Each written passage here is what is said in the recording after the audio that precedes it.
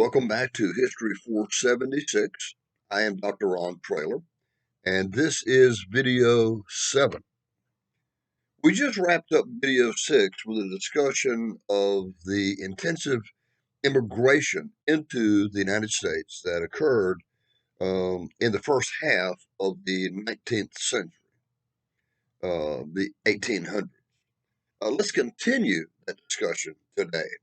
And let's talk about what is referred to as the nativist reaction to immigration. Now, we need to understand that all Americans, every one of us, uh, we're all immigrants, or we're the children or the grandchildren of immigrants. Even the so-called Native Americans came from somewhere else. But in the first half of the 19th century, the old, what the people who consider themselves to be the old Americans, the old line Americans, were not accepting of these new immigrants at all.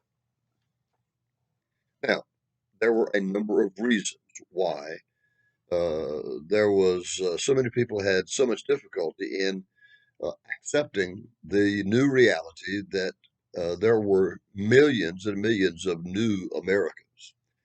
First of all, many of these new people spoke different languages.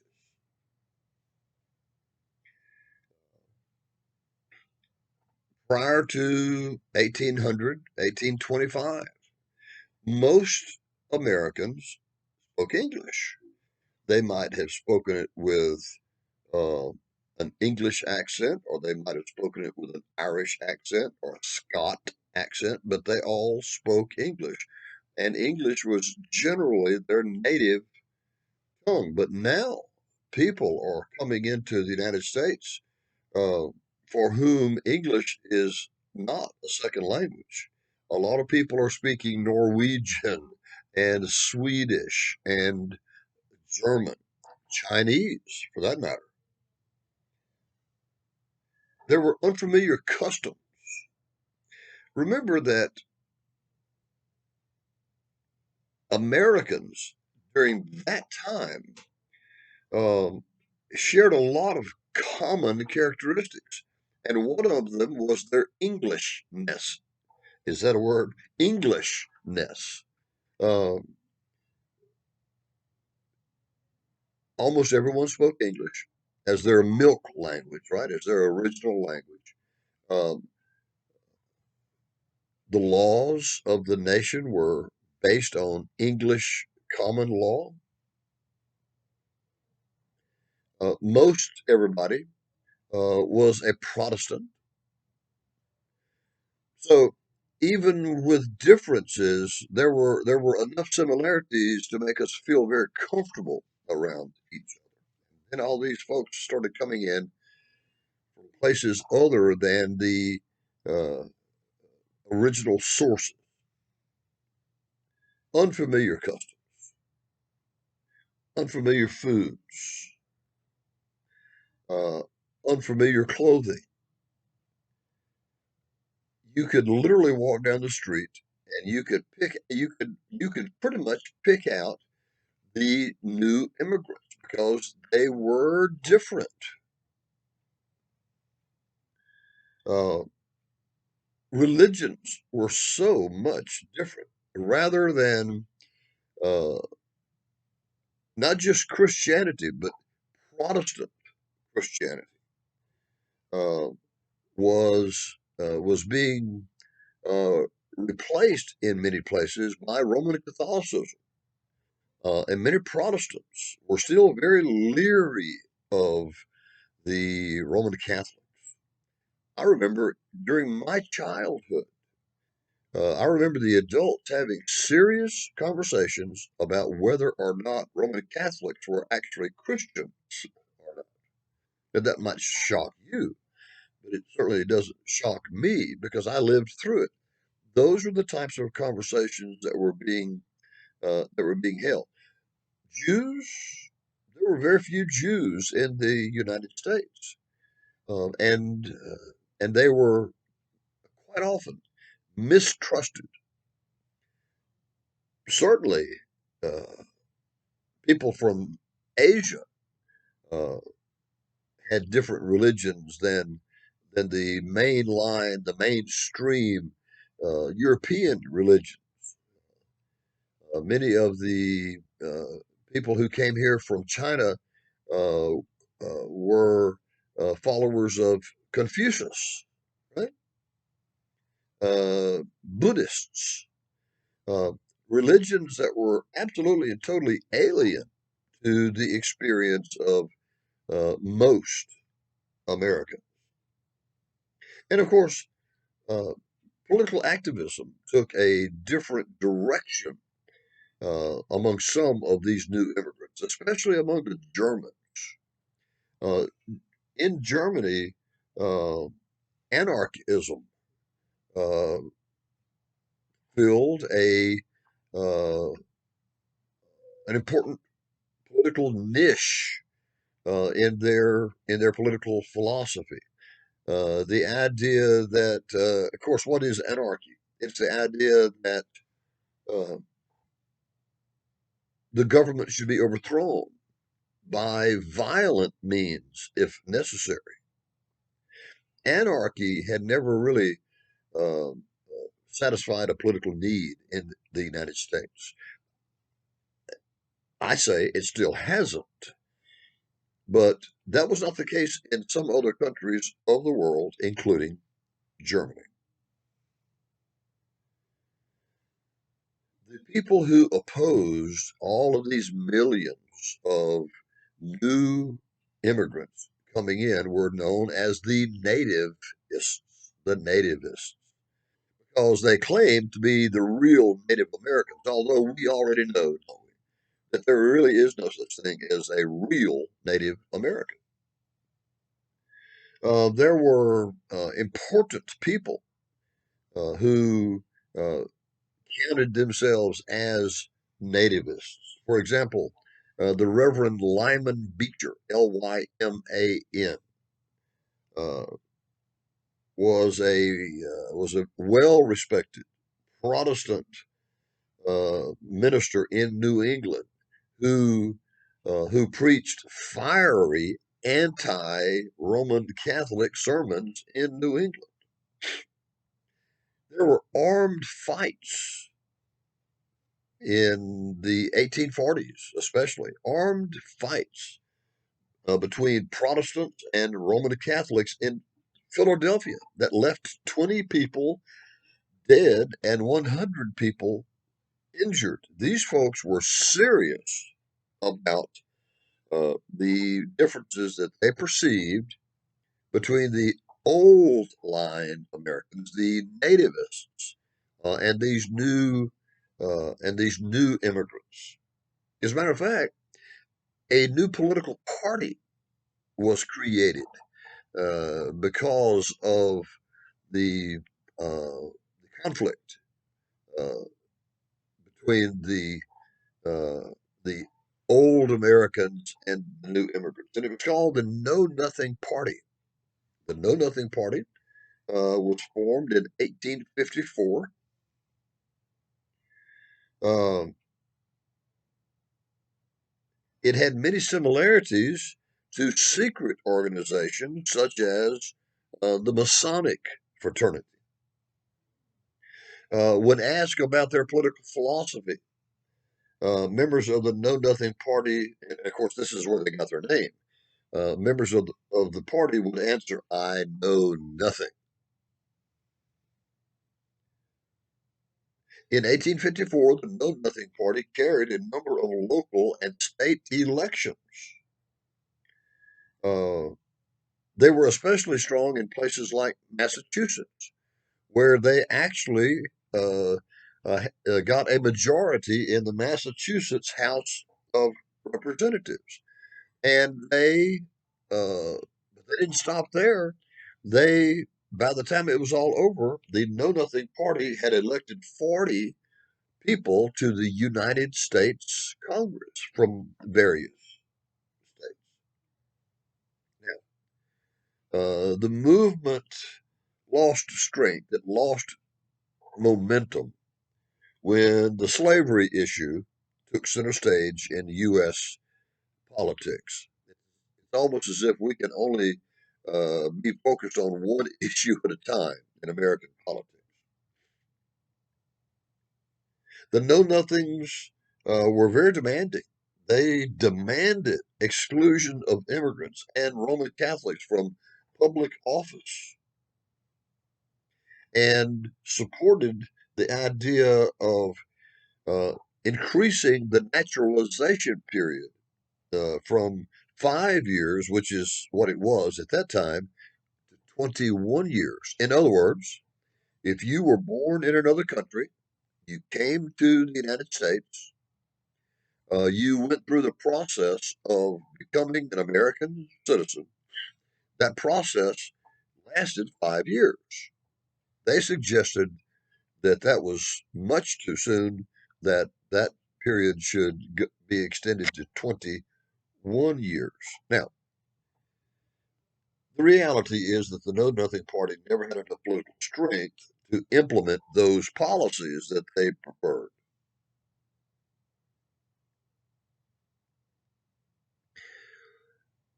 While the nativists were complaining about the immigrants were very steadily, very sure, uh, making contributions to America.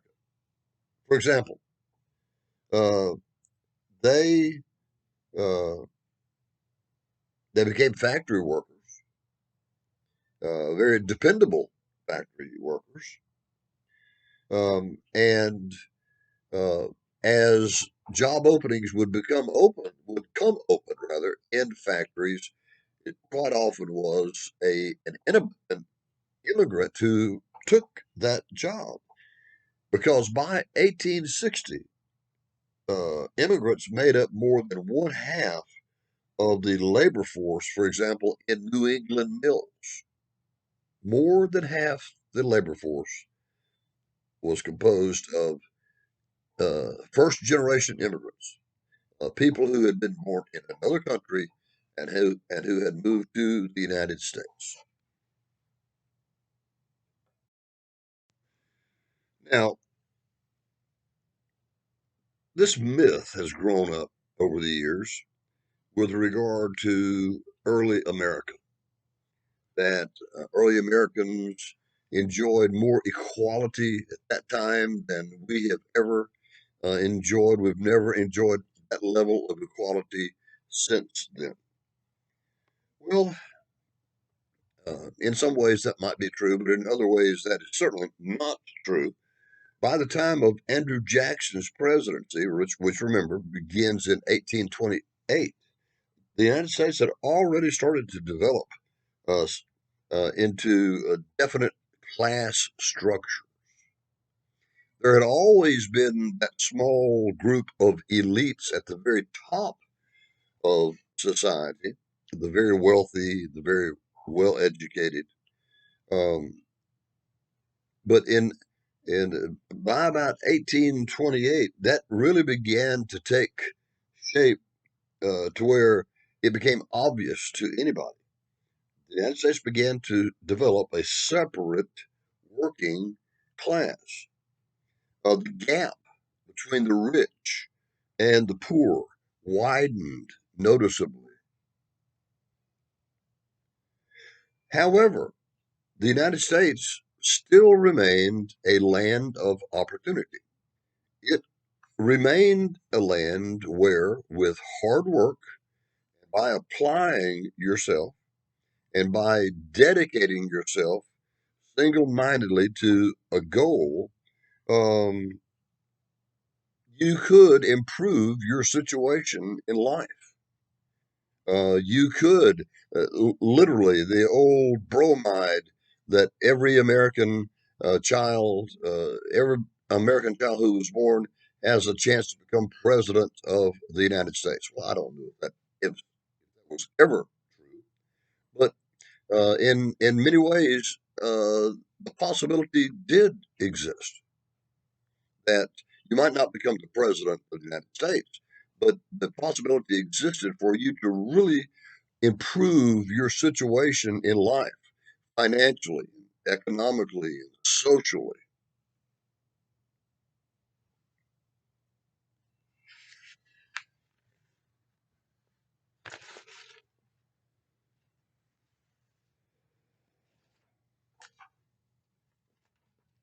All right, let's zero in specifically on the characteristics of Jacksonian America.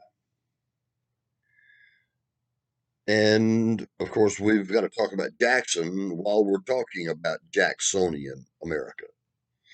Jackson was born in 1767 in the state of South Carolina, we think. All right. He was born right on the border uh, of South Carolina and Virginia.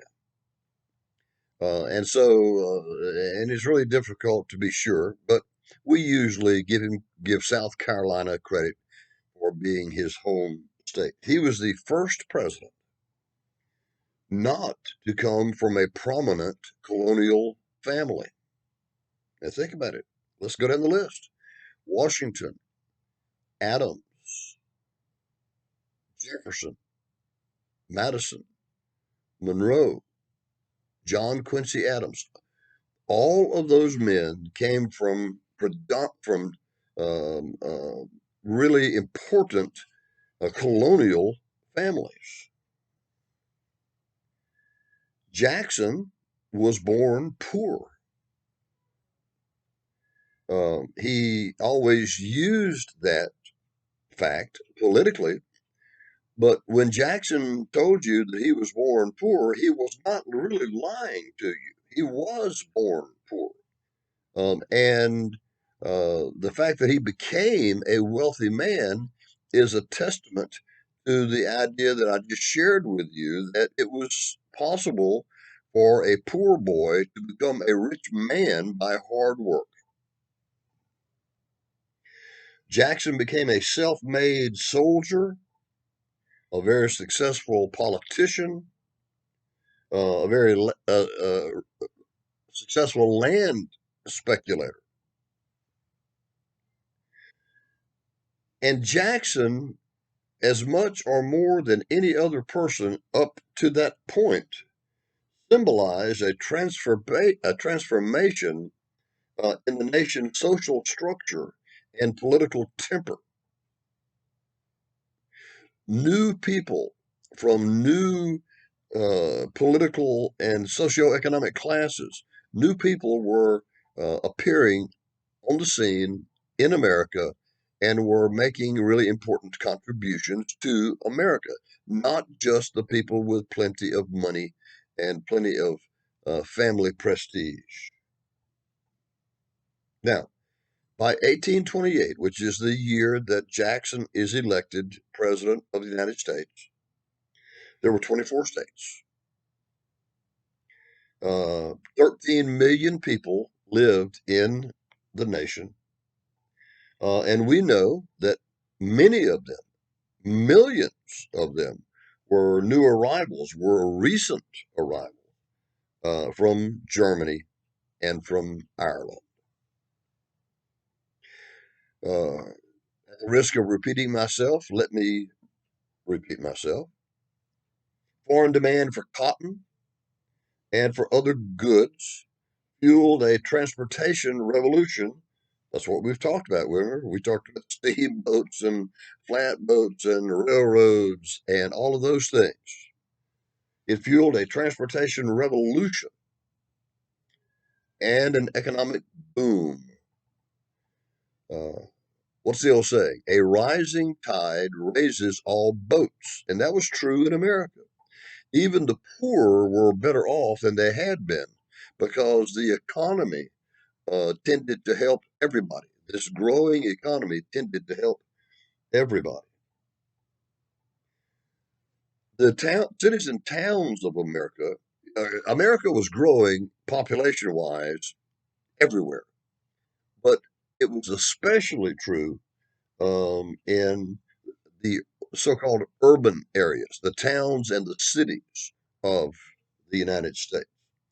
Urban areas grew twice as fast as the rural population grew during the second quarter of the 19th century, between 1826 and 1850.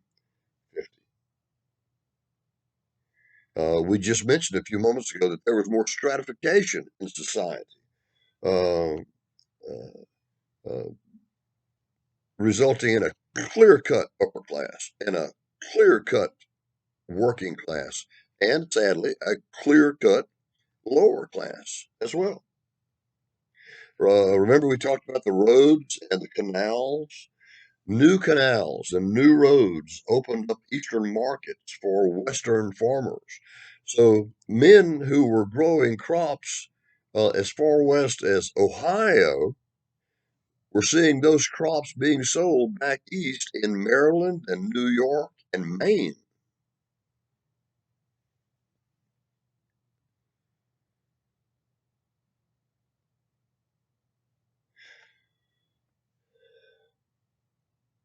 America, prior to this time, had generally experienced subsistence living. And we've talked about that. The idea that each man uh, provided for himself and his family the things that he and his family needed, with the exception of maybe growing a little larger crop, sell that excess for cash in order to buy the things that you could not provide for yourself. And I think I used was it gunpowder or was it lead or maybe both that I used as an example of things that were necessary but could not be provided by individuals.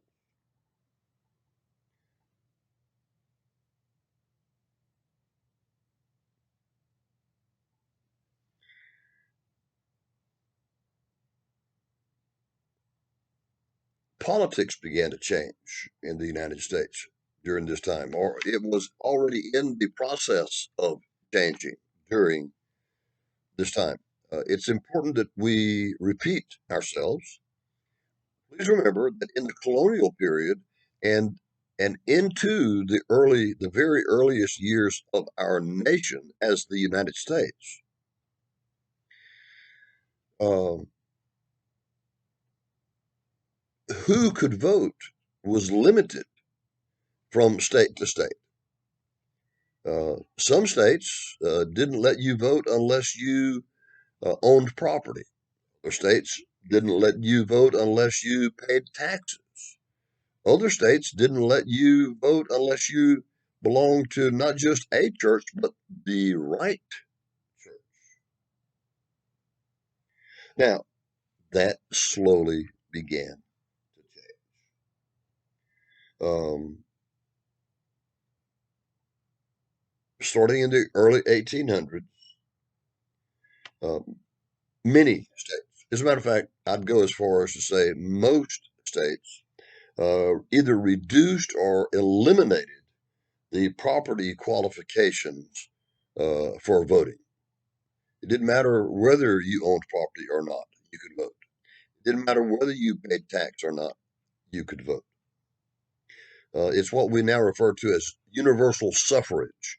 Suffrage being a fancy substitute word for voting, right? So, universal voting, universal suffrage, it's the same thing.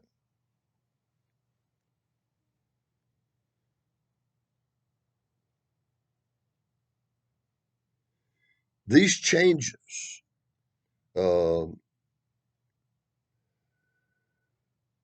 made a difference in who the political leaders were. Because prior to the Jacksonian era, the people who were the political leaders were normally the people who were, first of all, probably nativists. Their families had been here three, four, five, six generations, perhaps. Quite normally, they were the elites of society. They were the well-educated. They were the well-to-do. They were the well-connected. And as long as things remained the same, as long as there were these restrictions on voting that were in place, then the haves remained the haves and the have-nots remained the have-nots. But then millions of people started to immigrate into the country, and they began to demand the right to vote, and they received the right to vote. Most of the restrictions on voting were removed. And the result was something new. It was what we like to call the common man. The and many politicians began to identify with the values and the desires of the common man. Now, generally, this is the general statement. There are some exceptions to it, but generally, prior to the beginning of the 19th century, there was no such thing as a political party in America. As a matter of fact, political parties were distrusted. Uh, People like Washington uh, dreamt of a country where every man voted his conscience. Um, uh, no one was punished for their political uh, beliefs. But Washington also thought that when the people considered the political landscape, the political issues, that they would come to the same conclusions, that everybody would wind up thinking the same way. Now, we say that's really naive, that a man as smart as George Washington would somehow believe that everybody would somehow magically arrive at the same political conclusion. But he did believe that. And he distrusted, and people like him distrusted the very idea of a political party, because a political party assumed some strain, some tension, some disagreement, or else everybody would be feeling the same way, right?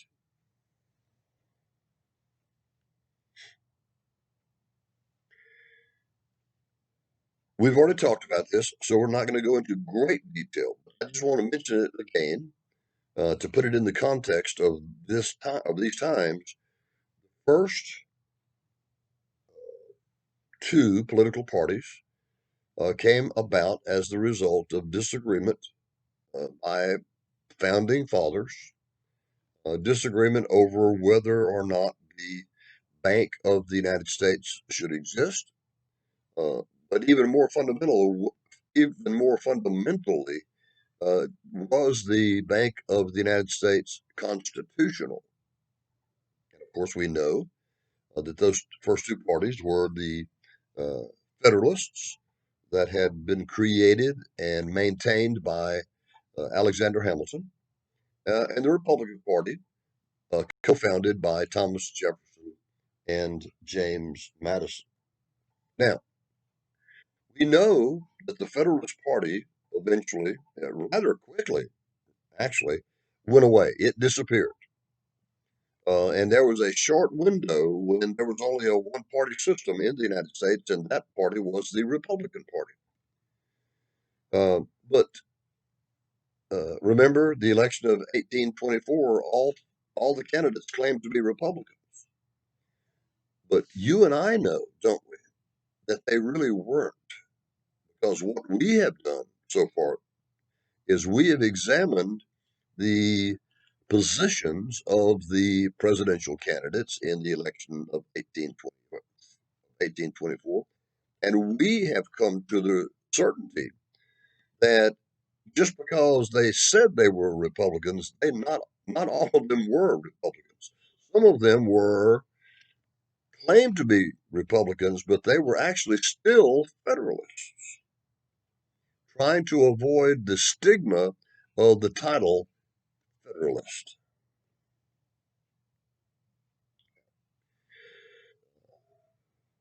Things didn't work very well during this short period of time when there was only one political party. And so another political party eventually would come into existence, and that party would be the Democratic Party.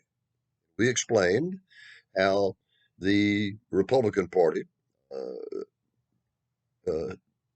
uh, split into two pieces prior to the election, the presidential election of 1828, with part of them starting to call themselves, continuing to call themselves Republicans, while others began to call themselves Democrats.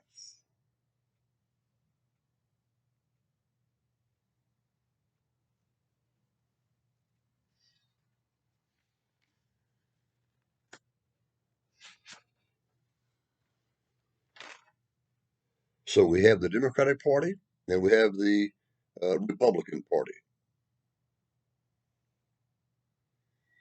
Who were the Democrats? Who were the Republicans? The Democratic Party was a loose coalition, if you will, of Northern workers, many of whom were German and Irish immigrants. Additionally, there were small farmers, landless farm workers, in other words, people who were just working for a paycheck, wage earners. Um, the Democrats wanted a fair society. They wanted a fair society that was free of monopolies and corrupt politicians. They generally opposed tariffs. They generally opposed the national bank, the Bank of the United States. They really didn't trust a strong, centralized government. And they were unwilling to defer to traditional political and social elites. Now, despite all of this, the period never really produced true economic and social equality. That was the goal.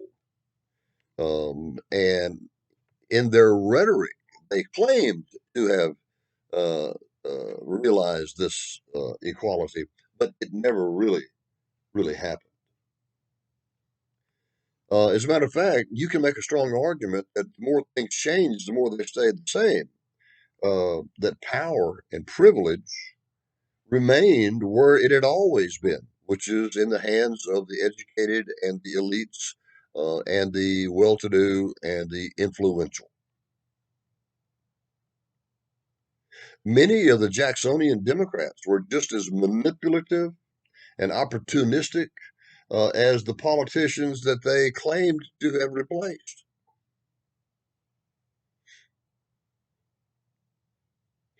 The key, I think, to understanding Jacksonian goals, the goals of the Jacksonian Democrats, is that they did not necessarily favor economic equality. Listen carefully. They did not necessarily favor economic equality. What they did favor was that everybody should have an equal chance to succeed. And of course, that's a more realistic goal as well.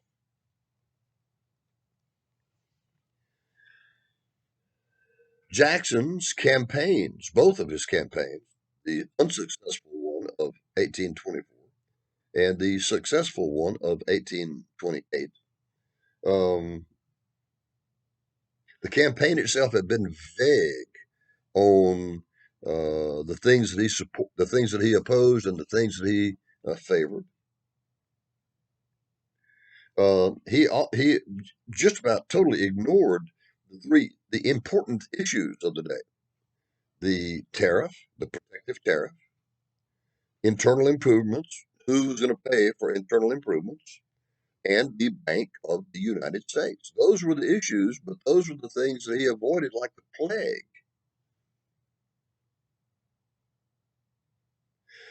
One of the few things that he did say as he was campaigning in 1828 was that he favored uh, the retirement of the national debt, that the nation should not have this national debt hanging over it.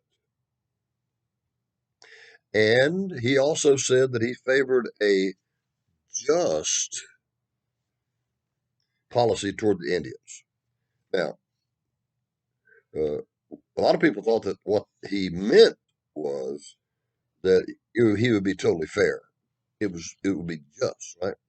I suspect that what he really had in mind was what he tried to do, and that is get rid of the Indians, uh, move them out of the country, out of sight, out of mind. It was interesting. On the day that Jackson was inaugurated, uh, he hosted a very nice reception at the White House, uh, and he he made the mistake of inviting all Americans to attend.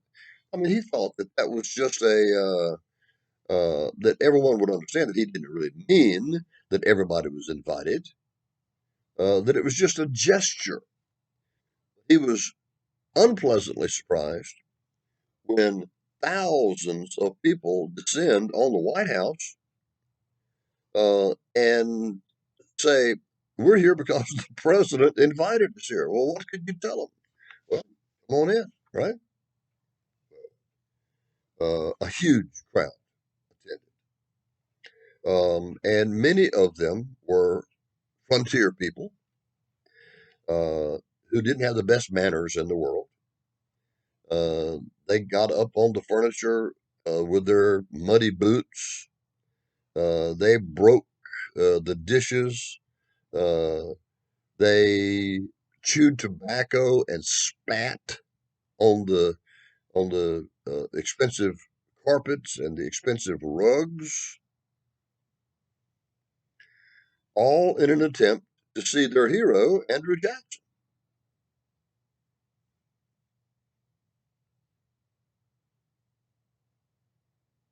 Now, now that he was the president, Jackson replaced some of Adams's people with people of his own.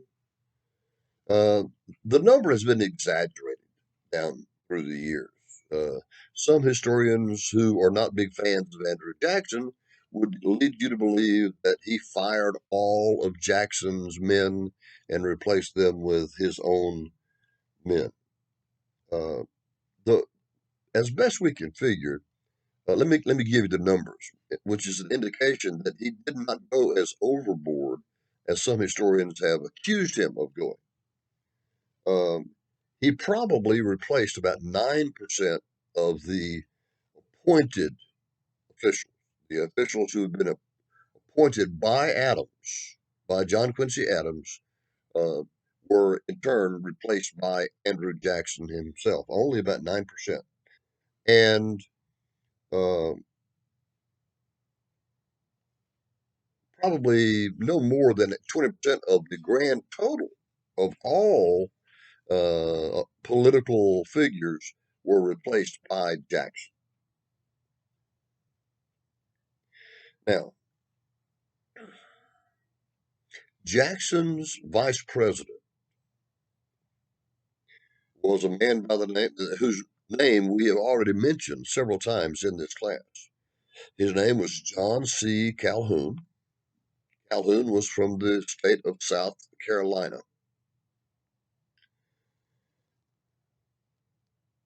Jackson's Secretary of State was a man from New York by the name of Martin Van Buren. And these two men competed for Jackson's attention. Uh, they competed for uh, Jackson's respect. and each man attempted to place himself in the position of being Jackson's heir apparent. In other words, when Jackson left office, which man was going to receive Jackson's endorsement as the next president of the United States. So that's what these two men were maneuvering for.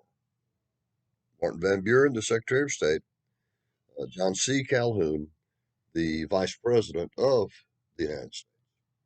Well, as it turns out, Jackson um, depended on Van Buren for advice. Uh, Van Buren became Jackson's closest advisor. While Calhoun, both of these men were extraordinarily intelligent men. Calhoun had a great intellect. He did not have a sense of humor. He certainly had a sense of duty. He was zealous, certainly, but no sense of humor. When you look at the paintings of John C. Calhoun that have survived from this period in American history, he literally looked like he just bit down on some green persimmons. Oh, uh, you can tell that there has never been a moment in his life where he smiled. Calhoun also, being from South Carolina, was a defender of Southern interests against Northern interests. And so he brings to the White House as the vice president of the United States this built in conflict between the North and the South. And we will see how that plays out shortly. Now,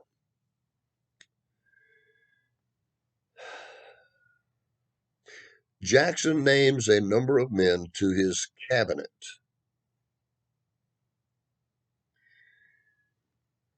One of them was a man by the name of Eaton, Eaton.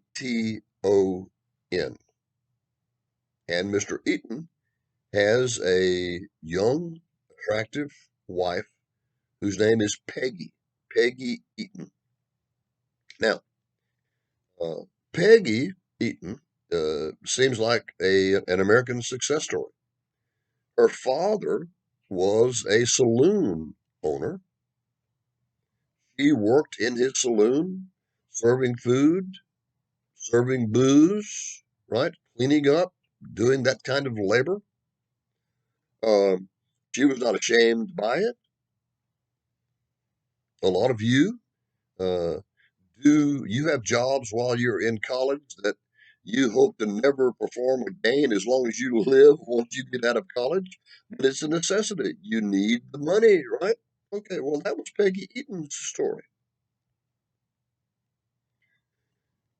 The problem, as it turns out, is that she had been married prior to marrying Mr. Eaton, had divorced that husband, and then had married Eaton, and had improved her situation in life by marrying Eaton, who was a well educated and a rather wealthy man. Now,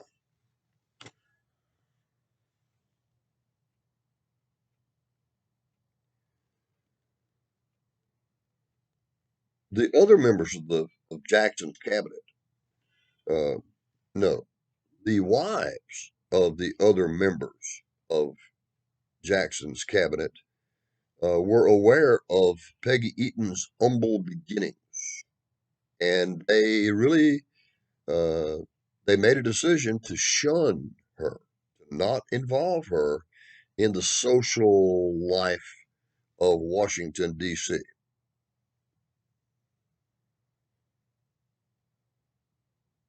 And the leader of those women in the attempt to shun Peggy Eaton was the wife of the vice president of the United States, John C. Calhoun. Her name was Verena, I think. So Mrs. Calhoun was sort of the ringleader in this attempt to shun Peggy.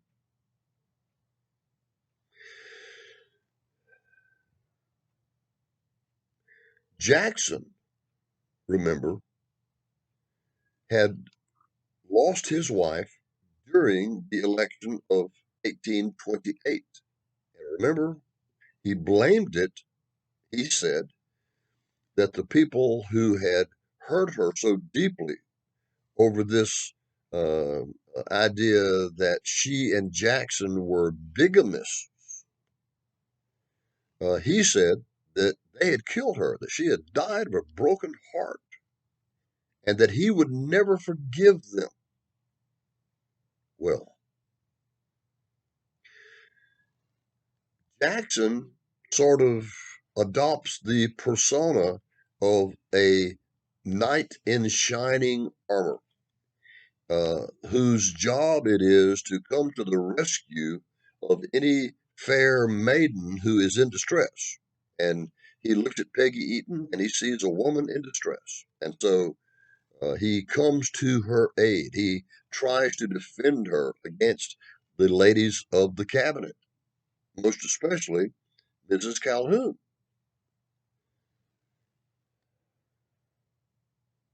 He asks Calhoun to try to control his wife.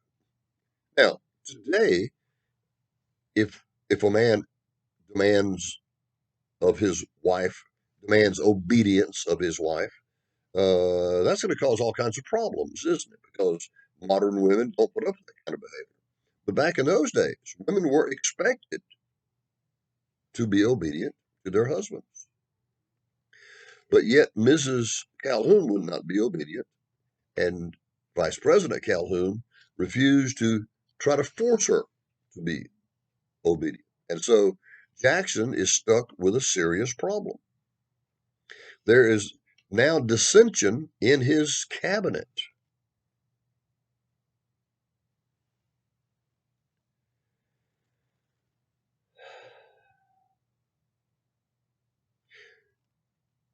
Jackson becomes becomes closer and closer to his Secretary of State,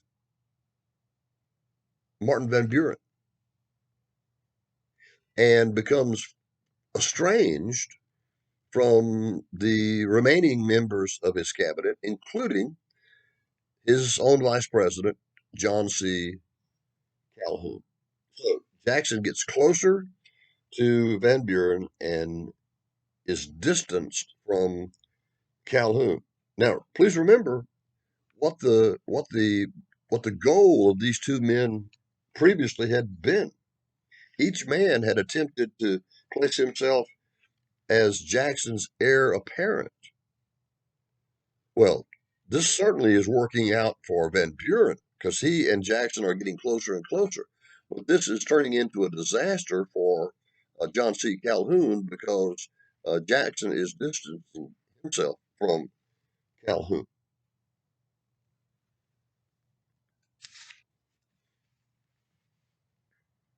Now,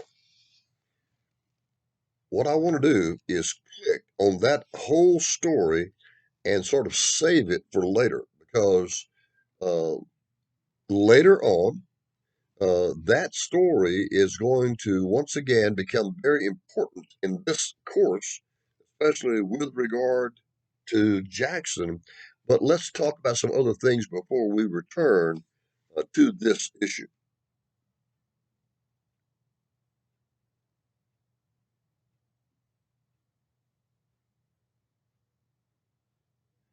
Now, Jackson, remember the issue of who is going to pay for internal improvements?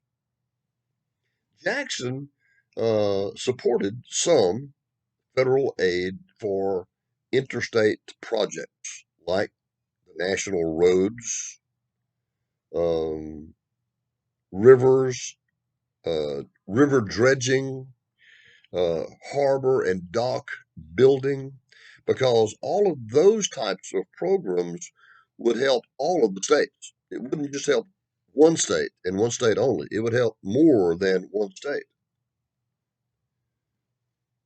Now, this time period was also at the very beginning of the railroad age. And Jackson generally opposed federal help for building railroads. Now, why he saw the big difference between building a dock or a harbor or a road, and determined that it was different from railroad building, I don't know.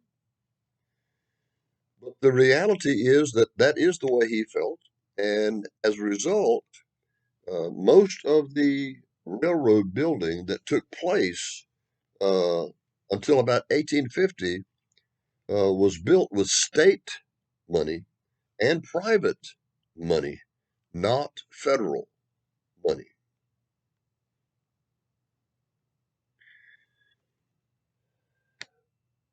Now, remember the Tariff of 1816. It was the first protective tariff ever. The Tariff of 1816 was designed specifically to protect American manufacturing. And there would be additional protective tariffs that would be passed by the Congress in the soon to be coming years. The Congress passed a new protective tariff in 1828, the year that Jackson was elected president. South Carolina was really concerned about the implications, the impact that this tariff might have. Remember what the purpose of the tariff was? It was to protect American manufacturing. And the Southern cotton growers, we've mentioned this a little bit earlier, Southern cotton growers were really concerned that foreign governments might retaliate against the United States because the United States has put these protective tariffs into place. They might retaliate against us by putting extra taxes on Southern cotton that was being shipped overseas, especially cotton that was being shipped to England, to English uh, textile mills.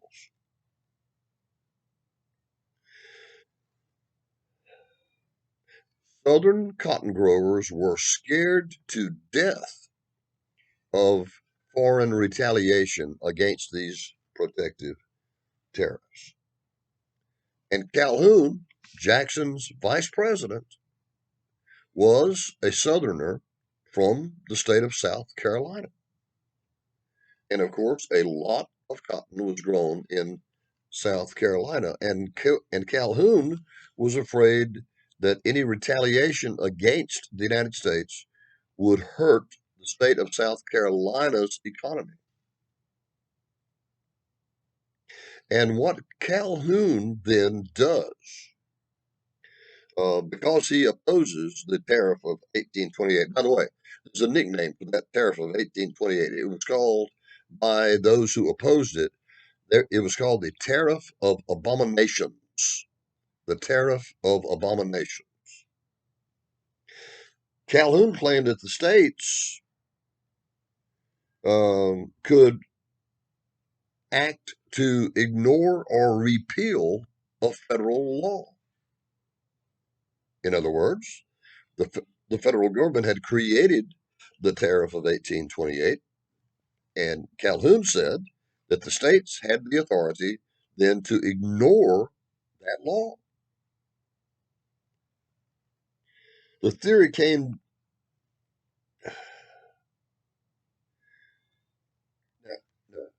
let me do it this way. Jackson was a Southerner. He was born and reared in South Carolina, and lived in Tennessee, which was a Southern state. And so you would think that Jackson would agree with Calhoun with regard to the potential damage that the protective tariff might do to Southern cotton. But if you thought that, you would be wrong, because Jackson was a very strict nationalist.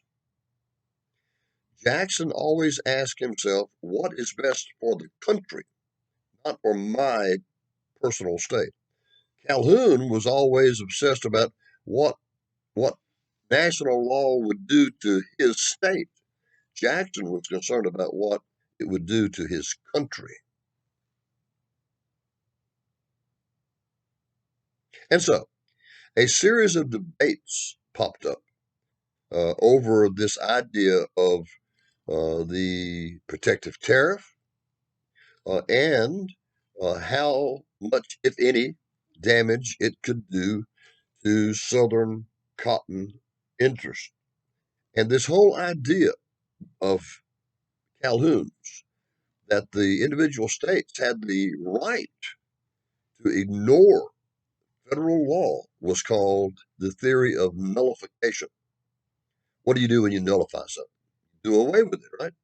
And that's exactly what he was suggesting, that the southern states ignore federal law, do away with it.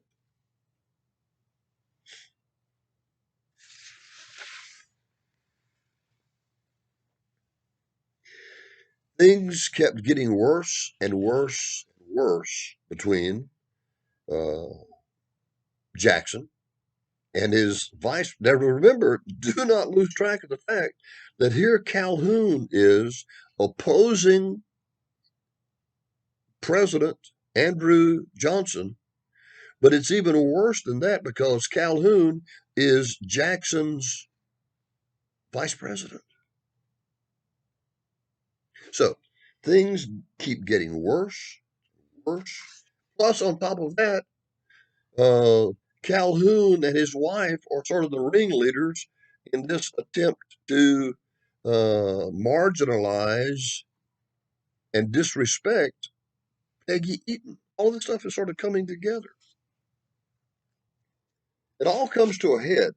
The final break between the two men, between Vice President Calhoun and President Jackson, comes in 1830 at a Jefferson Day dinner. Now, we don't hardly do Jefferson Day dinners anymore, but there was a time in American history that on Jefferson's birthday, banquets would be held all over the nation, and uh, Jefferson would be honored at the banquet. And at this particular banquet in Washington in 1830, Jackson stood up to give a toast. That was the tradition. And here is Jackson's toast: "Our Union, it must be preserved." Nothing wrong with that, right? Well, Calhoun stands up to give a toast as well. And what he says is, "Our Union, next to our liberty, most dear." And boy, the battle lines were drawn at that point between the Unionist Jackson and the states' rights man Calhoun.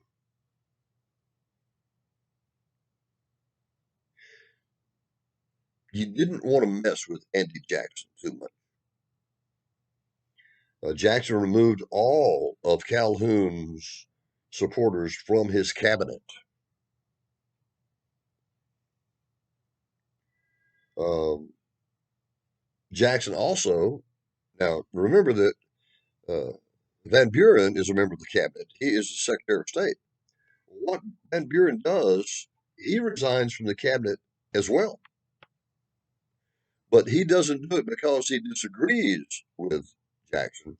He does it in order to take another job in Jackson's administration. Jackson appoints Van Buren to be the United States minister to England, which is the most important diplomatic position that anyone can have. So it becomes obvious that Jackson is now grooming Van Buren to be the next president.